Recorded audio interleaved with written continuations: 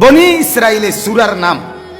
তো আল্লাহর নবী সাল্লাল্লাহু আলাইহি ওয়াসাল্লাম দিবানিশি অহরহ নবী পাক সাল্লাল্লাহু আলাইহি ওয়াসাল্লাম মাঝে মধ্যেই অনেকবারই এই বনি ইসরাইলের উদাহরণ টানছে। এখানে আর একটা কথা, শুধু রাসূলুল্লাহ সাল্লাল্লাহু আলাইহি ওয়াসাল্লাম যখন মেরাজে গিয়েছিলেন, আমি ওই ব্যাপারে কিছুটা বলবো, ওটার জন্যই আয়াত পড়ছি। তো মেরাজে যাওয়ার পরে যখন আল্লাহ পাক রব্বুল আলামিন 50 ওয়াক্ত নামাজ হাদিয়া দিয়েছেন, আপনারা শুনছেন না?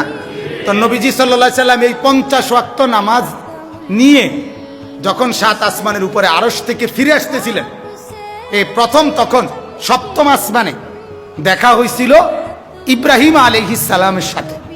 কোন নবীর সাথে? যাওয়ার সময় ওনার সাথে দেখা হয়েছে লাস্টে, যখন গেছিলেন। যাওয়ার সময় তো 7ম আসমান পড়ে না, আর এখন 7ম আসমান কোথায়? প্রথমে। তো ওনার সাথে দেখা হয়েছে। ইব্রাহিম আলাইহিস সালাম জিজ্ঞেস করছে, আল্লাহ পাক কি হাদিয়া দিলেন? বলছে, আমার উম্মতের জন্য 50 ওয়াক্ত নামাজ। ইব্রাহিম আলাইহিস সালাম বললেন, আলহামদুলিল্লাহ, ঠিক আছে, আচ্ছা, আল্লাহ ভরসা, যান। মানে উনি আর কিছু বলে নাই।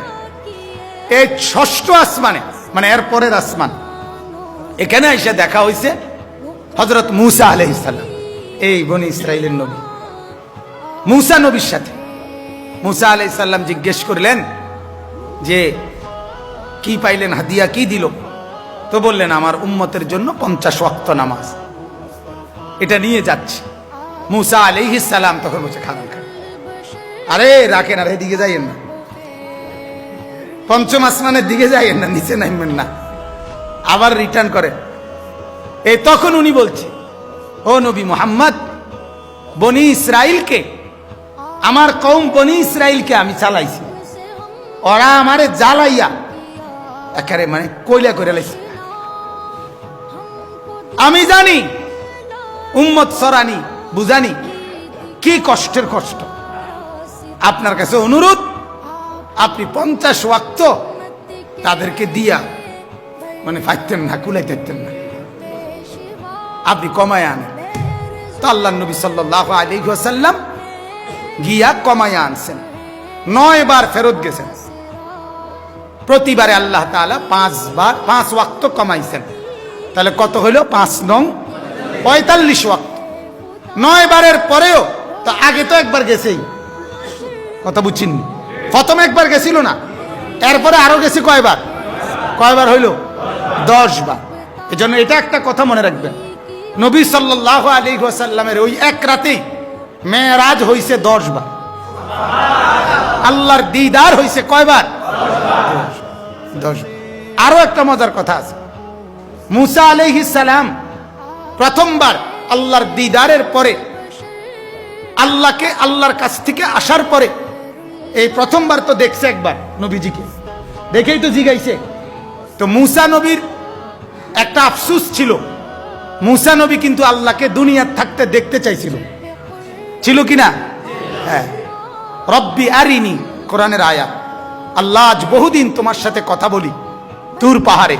কথা যত বলে এটাই নিয়ম, কথা বললে দেখতে মন চায়। তো আজ আল্লাহ আপনাকে দেখতে চাই। আল্লাহ তাআলা বলছে, না, লান তারানি, মূসা তুমি আমাকে দেখতে পাইবা না, তুমি দেখলে সহ্য করতে পারবা না। আল্লাহ তাআলার এ কথার পরেও মূসা নবী খুব আবদার করতেছিলেন। আল্লাহ তাআলা বলছে, তো ঠিক আছে, ফানজুর ইলাল জাবাল, তুমি ওই তুর পাহাড়ের দিকে তাকায় থাকো, ডাইরেক্ট উপরের দিকে না, তুমি এমনি সোজা পাহাড়ের দিকে তাকায় থাকো। আমি আল্লাহ তাআলা আমার নূরের এক জাররা তাজাল্লি, বিকিরণ, আমার আলোর ফেলছি।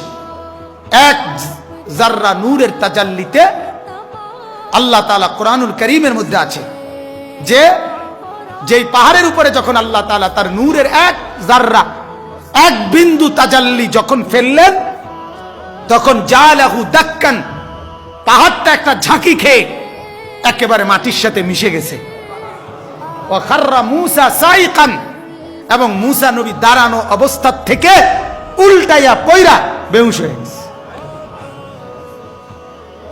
হুঁশ আসার পরে মূসা নবী বলছে, আল্লাহ আইসে, আল্লাহ লাগতো না, সাউন্ড লাগতো না, কথা কইতে আছি ডেই বালা বাবুরে সাইয়ার বুঝি হইতো না, কিছুই তো চাইতে পারলামে না। যাও আপনি এক জাররা জাররা দিলেন, এটার দিকে তো আর আমি ডাইরেক্টও চাইছি না, পাহাড়ের ওয়াসে তাই চাইয়া আসিলাম, পাহাড়ের মাধ্যম হইয়া, সেইটাই তো আর খারাপ থাকতে পারলাম না। তো এটা আমার নবীর শারাফত মর্যাদা, যে যেই নবী মুসাও কিন্তু মজবুত নবী, বড়সড় নবী, উলুল আজম নবী, তিনি আল্লাহকে দেখতে চেয়ে এক জাররা নূরের তাজাল্লিতে সহ্য করতে পারে নাই। আজ যখন এটা বলতেছি, আজ যখন মুসা নবী দেখছেন নবী মুহাম্মদ সাল্লাল্লাহু আলাইহি ওয়াসাল্লাম আল্লাহকে দেখে আল্লাহর দিদার নিয়ে আসছেন, তখন মুসা নবী রসুল পাক সাল্লাল্লাহু আলাইহি ওয়াসাল্লামের চেহারা মুবারকের দিকে তাকিয়ে, চোখের দিকে তাকিয়ে, যেই চোখ আল্লাহকে দেখছে সরাসরি এই মাত্র, এইটাকে দেখে মুসা নবীর সেই কথা মনে হইছে, হায় আমি তো দেখতে চেয়েছিলাম কিন্তু আমি তো দেখতে পারলাম না, কিন্তু এই যুবক, এই নবী কি পরিমাণ সৌভাগ্যবান, সে তো এই মাত্র আমার মাওলাকে দেখে আসছে। তো এটা তো সেই চোখ দেখতেছি যে চোখ আল্লাহকে দেখছে। তো মুসা নবী চিন্তা করলেন, যা আল্লাহকে দেখার মজা আরো নিমু, নবী মুহাম্মদকে আবার পাঠাই, প্রতিবারে তো একবার নতুন করে দেখে আসবে, আমি আবার দেখবো। তো 10 বার আল্লাহ নবীকে আল্লাহ পাকের নূর আর আল্লাহ পাকের মেরাজ রাসূলুল্লাহ করে আসার পর ওই চোখকে মুসাও 10 বার দেখা 10 বার নতুন নতুন মজা লাভ করছে। এটা একটা মেরাজের হাকিকত, বলেন আলহামদুলিল্লাহ। তো আল্লাহ নবী সাল্লাল্লাহু আলাইহি ওয়াসাল্লাম বলছেন, মুসা আমার আর যেতে লজ্জা হয়, ইস্তাহিয়াইতু, আমার শরম হচ্ছে, আর আমি আর যাইতাম না। কারণ আল্লাহ নবী হিসাব করছে প্রতিবারে 5 করে কমে, তাহলে এইবার গেলে আর নামাজ থাকতো না। 5 নং 45 হলো না, তো এইবার গেলে কি আর নামাজ থাকবে নি? এবার তো আর 5 গেলে তো তার নাই, ফুঁজিয়ে নাই। এই জন্য আল্লাহ নবী সাল্লাল্লাহু আলাইহি সাল্লাম ফেরত চলে আসছেন। আল্লাহ তাআলা যখন নিচের দিকে নামতেছে, তো আল্লাহ তাআলা আবার নবীকে ডাক দিয়ে বলছে, দোস্ত যান, বন্ধু আপনি যান, তবে এটাও শুনে নেন, মা ইউবাদদালুল কাউলু লাদাইয়া, আরে আমি মাওলা কথা বললে আমি তো আর ফিরায়ে নেই না, আমার কথা তো আর বদলে না। যান, নামাজ হবে 5 ওয়াক্ত, নেকি মিলবে পুরা 50 ওয়াক্ত। 50 ওয়াক্তই মিলবে, 50 ওয়াক্তে যা দিতাম নেকি ওটাই দেবো, যা 5 ওয়াক্ত দিয়েই দেব। সুবহানাল্লাহ। তো আমার বলার উদ্দেশ্য হলো ওই শব্দ এটা, যে মুসা নবী বলছে বনি ইসরাইলকে, ও নবী মুহাম্মদ সাল্লাল্লাহু আলাইহি ওয়াসাল্লাম, আমি তো চালাইয়া আইছি বনি ইসরাইলকে, ওরা কি ঝামেলা আমি জানি, আপনার উম্মত এরকম ঝামেলা করবে, 50 ওয়াক্ত নিয়েন না, কমাইয়া আনেন। তাহলে অনেকগুলো উদাহরণ দিলাম, এই উদাহরণগুলোর মূল উদ্দেশ্য হলো 2টা কথা বলা। এক হলো এই বনি ইসরাইল, এই সূরাটার ওই বনি ইসরাইলকে পরিচয় করাইলাম, তারা কেমন ছিলেন। 2 নম্বর, আমার এটা পরিচয় করার কি দরকার, যারা ছিলেন তো ছিলেনই, যারা গেছেন গা তো গেছেন গায়ে, অন্তর তারা নাই।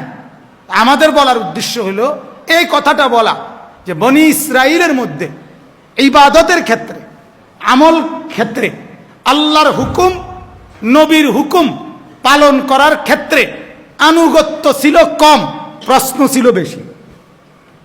কথাটা বুঝাইতে পারছি না? কি ছিল কম? আনুগত্য ছিল কি কম, প্রশ্ন ছিল কি বেশি। এইটা আমাদের মধ্যে লক্ষণীয় বিষয়, লক্ষণীয় বিষয়।